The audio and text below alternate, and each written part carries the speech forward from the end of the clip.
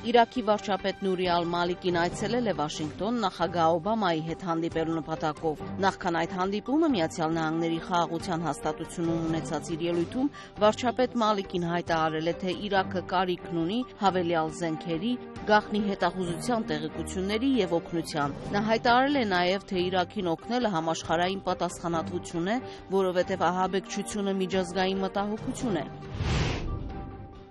Washington Post թերթը զեկուցել է, թե Միացյալ Նահանգների ազգային անվտանգության գործակալությունը գաղտնի կերպով հետևել է Google եւ Yahoo ընկերությունների հեռահաղորդակցությանը, արտասահմանյան տեղեկությունների կենտրոններից մեծ քանակությամբ էլեկտրոնային տեղեկություններ ձեռք բերելու նպատակով։ Գաղտնի հետախուզության նախկին աշխատակից Էդվարդ Սնոուդենի հրապարակած փաստաթղթերի հիմնան վրա զեկույցում ասված է, որ ամերիկյան հետախուզությունը սահմանափակ հսկողություն է հաստատել արտասահմանյան գործունեության վրա ամերիկյան խոշոր ընկերությունների տեղեկատվությունից օգտվելու նպատակով։ Զեկույցը հավանաբար կմեծացնի լարվածությունը ամերիկյան գաղտնի հետախուզության գործակալության եւ տեխնոլոգիայի ոլորտի ընկերությունների միջև, որոնք արտասահմանյան երկրներին փորձում են հավաստիացնել իրենց տեղեկությունների գաղտնիության ապահովությունը։